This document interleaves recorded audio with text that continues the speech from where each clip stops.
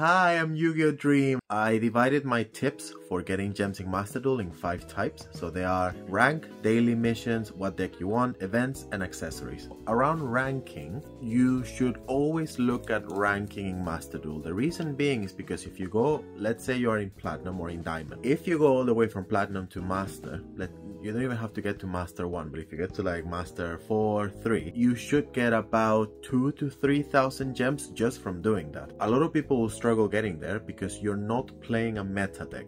Yes, you can have your Blue Eyes deck, your Dark Magician that you really enjoy, your Hero deck that you really enjoy. I like to utilize those decks for events, so you have the meta aspect of the game and then the fun part of the game. Unfortunately, you can't simply like a deck and expect it to perform when everything at the moment is and has been so toxic. So bear that in mind. If you don't know what kind of meta deck to build, check online, copy somebody else's deck, there's nothing wrong with that, and then make it yours and try to understand it. Don't try to go from 0 to 100 in one go. You will fail, you will lose, but then once you get the hang of it, it's not as difficult as it may seem. The second thing is the daily missions. So everybody should be doing daily missions where they can. Obviously, sometimes you're not going to be able to log in, and that's absolutely fine.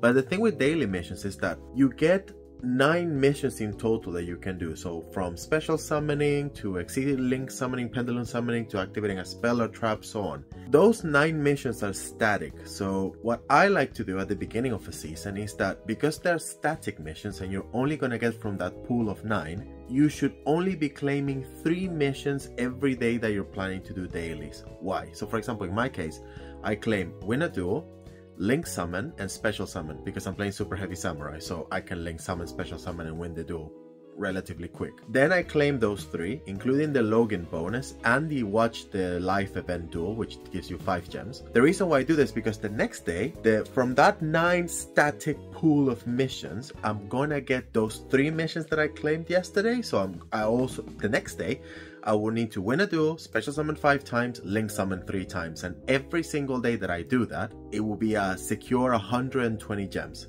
Sorry, no, a bit more than that actually, because of the login bonus. Between 140 gems to 150, 60 gems more or less, every single day that you do it. If you don't do it this way, you might get really annoying missions, like for example, duel in solo mode. You will have to do, for example, activate a trap card. I'm playing super heavy samurai, I don't play trap cards. How do I do it? Destroy a card, a nightmare if you're gonna go first an opponent surrender, so you don't really destroy anything. If you go by that basis, every single day you do missions, you're gonna get about 150 gems, let's say.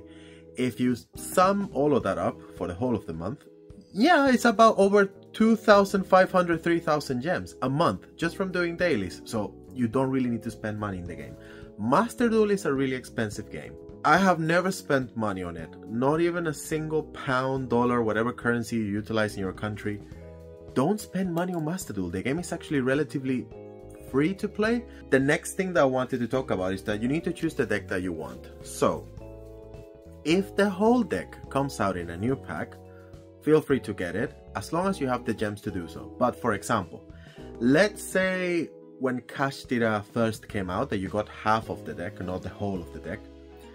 When it first came out, let's say if at that time you had 6,000 gems, with that, you're not going to be able to complete the deck, and it is not worth it for you to sacrifice what you have already built just to build something new. So that means that you should skip it. Don't build Kashtira. So choose the deck that you want to play. Master Duel rarely has new cards, so you more or less know and understand what's going to be meta in the coming months because you can see how it is in the TCG and in the OCG. Like for example, we got Snake Eyes recently. Snake Eyes was a really good deck in TCG and in OCG, so you can pretty confidently say this is the deck that I want to play and this is the deck that I'm going for, and hence I'm gonna wait for it. Gems do expire, so you have to bear that in mind, but try to spend your gems cleverly rather than trying to build a small base of every single deck that's out there, because you're not gonna be able to. The next one that I want to cover is events. So this is where your fun deck, the deck that you like. For example, in my case, I really like to play Phantom Knights, I like to play Speedroids, I like to play Mermail, decks that are not meta or competitive, but are fun to play. So when there's an event and I have the chance to play any of those decks that I really like, that's where I'm gonna play those. And the reason why I like to do the events is because the events are rather quick. Unlike in ranked, you are not gonna get paired with your same rank. You can get paired with any rank except for Rookie and Bronze, I think.